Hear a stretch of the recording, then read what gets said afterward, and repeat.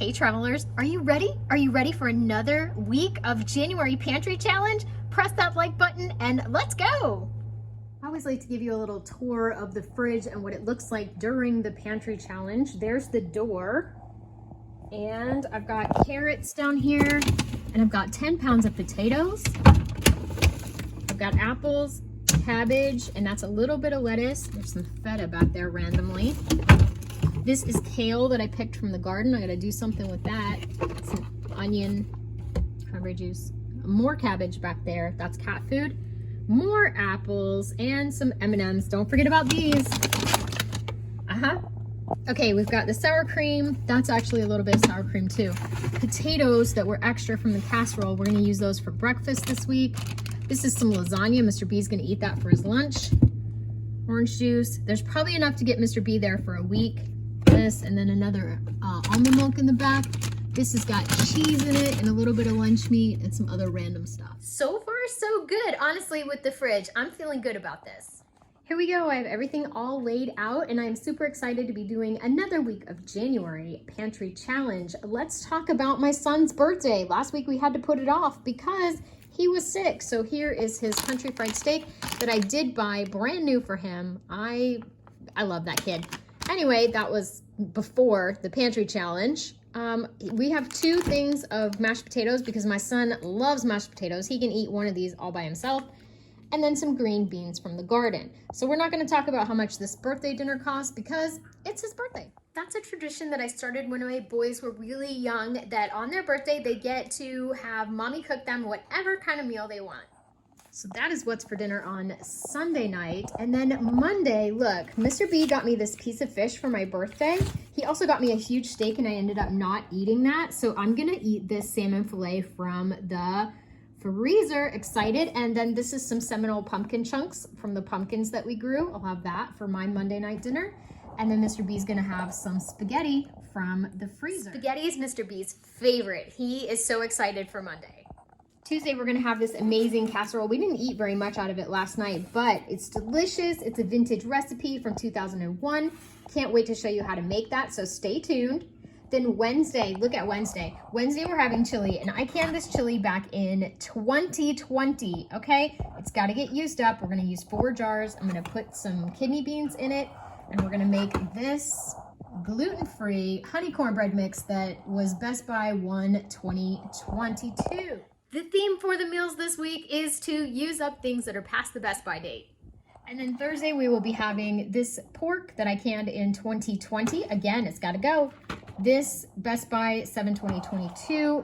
I'm gonna have this Best Buy 10/22, and Mr. B is gonna have these Best Buy 12/21. These have gluten in it, so I can't eat these, but I can eat that, and it's delicious.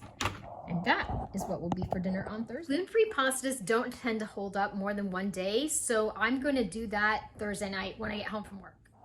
This is my son's cake. I made the Boston poke cake last week for my meeting, and I had made him the other side of it, and then he got sick. So we're gonna put chocolate ganache on the top. This has been in the freezer, covered, so I think it's still gonna be great. If anything, that poke cake is gonna be even better having thawed out because poke cake is so moist with all that pudding. Yum, yum. And for Mr. B's breakfast this week, I'm gonna make this orange zucchini bread. Here's a screenshot, and I do not know where I got this recipe.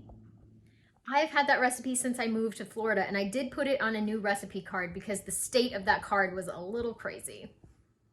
And always, I'll be using gluten-free cup for cup flour. And check this out, Mr. B made some like orange, I don't know what to call this. It has sugar in it. It was supposed to be jam, but it didn't set up. What do you do with jam that doesn't set up? Please let me know in the comments down below. I've made barbecue sauce out of it. I've made quick breads. I've made a ton of things out of jam that didn't set up. We poured it over pancakes, but that orange just got me tripped up.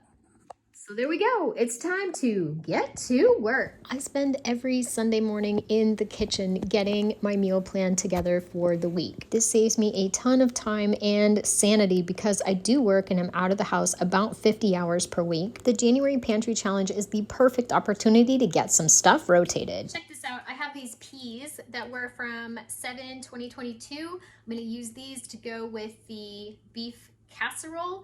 And where'd they go? I got 2 bags to wash out and reuse. Do you wash and reuse your bags? Let me know in the comments down below. These are all clean. I can't wait for them to dry and use them again. Okay, ready to go in the fridge. I love cooking on Saturday and then having leftovers for Tuesday. Little baby freezer tour. I cleaned this out this morning so it didn't look quite as horrible. All of this stuff needs to go. I don't know where it's gonna go. It's gonna go in our bellies. That's where it's gonna go. I try to put the ice packs here. Look at all those habaneros, y'all. Lord. And then this is just random stuff that's gotta get cleaned out. There's the door. This is the stuff for our pizza. There we go. What would you say to a February freezer challenge? Mr. B and I were talking yesterday and we think that February freezer challenge might be the way to go. This Boston cream pie poke cake is a first for my son. He's not a real big cake person. I really hope that he likes it. I have my beautiful piece of salmon and I wanted to make a quick marinade, so I put some soy sauce, some ginger, garlic. I put some of this orange in it, why not? And I think I'm gonna put a little honey in there and make like a really awesome marinade for my salmon. Now that's going for a little swim and I will cook that the day I serve it. Here's some bacon slices I found when I cleaned out the freezer. These are kind of pre-cooked. And I've got our green beans here, so let me doctor these up with a little bacon. The cake turned out so beautiful and everyone loved it again. I will 100% make that cake again. Here's a shot of the country fried steak, mashed potatoes, gravy. Of course, he got some to go, and I made his favorite sweet tea as well. He gave me a review of the Boston cream pie cake and said it was an 8 or 9 out of 10. And for my son to tell you that is a good thing. For tonight's Pantry Challenge meal, we are going to make this beef potato casserole coming out of Quick Cooking Yearly from 2001. Press the like button and let's do this. I love potatoes, but I've never really cared for scalloped potatoes, so we'll see how this one goes. My mom used to make those scalloped potatoes that were in a box, and I never thought they were very good. It's a lot of potatoes. I don't have celery leaves, but I do have this kale that I dehydrated from the garden. I'm allergic to celery, so let's use this. So here's the dealio with the recipe. It calls for cream of mushroom soup, but I have this asparagus that I canned in 2020. It's got to go. So I'm gonna make a cream of asparagus and mushroom soup. In this pan, I have my pound of ground beef that I actually have already browned and frozen. This is some homemade cream of mushroom and asparagus soup.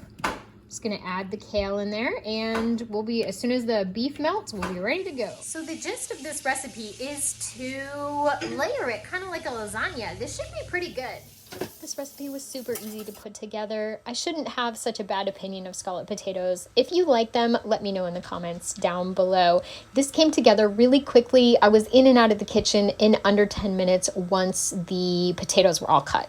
The asparagus definitely turned it a color that is not that appetizing, but we're gonna roll with it. And now Miss Sandra Jones of Abbotsford, British Columbia says to put that in the oven, a sprinkle of salt over the top, for 1 hour and 10 minutes, 400 degrees. And you may ask yourself, why do you make your cream soups from scratch? And that is because I am allergic to gluten and most cream soups have gluten in them. So I'll just make it real quick from scratch. I'm used to it, but you use the cream of whatever soup that you have in your pantry. What's your favorite cream of whatever soup? Let me know in the comments down below. Totally shelf-stable ingredients for this meal could include your evaporated canned milk, 100%.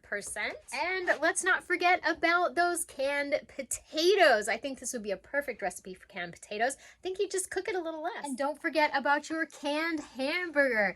I'm serious, this stuff is amazing. It is our version of fast food. Okay, there she is. Well, it's been an hour and the potatoes are still raw. Here we go. I just finished up my Saturday Night Live and it is time to taste test this bad boy. It doesn't look like much, hoping that it tastes good. How about it, Mr. B? I was super worried. About the cream of asparagus soup? Because it was pretty asparagus-y. Like, she just whipped it up and I was like, that is just OD green paint in a bucket right there. It's not bad. I had a little bit of salt. This is something that would fill you up. Like if you had teenagers and you seasoned it a little more thoroughly, they would sit and eat this all night. A little salt and pepper. A little salt and pepper. Yeah. The only thing I think it was missing. Well, he's dipping back in for seconds, so... Don't cure you, it'll kill you, or put you up for a few months. It's not bad. Just It doesn't look like much. slice them thin and bake for twice as long as it tells you to. Yes. So thank you to Sandra Jungs of Abbotsford, British Columbia for sending in this recipe way back in 2001. Would we make this again? Yeah. You think so? Yeah? Mm-hmm.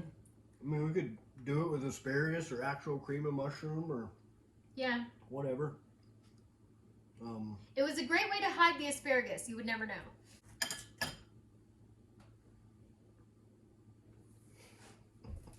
I don't know what happened to my outro. I'm so sorry.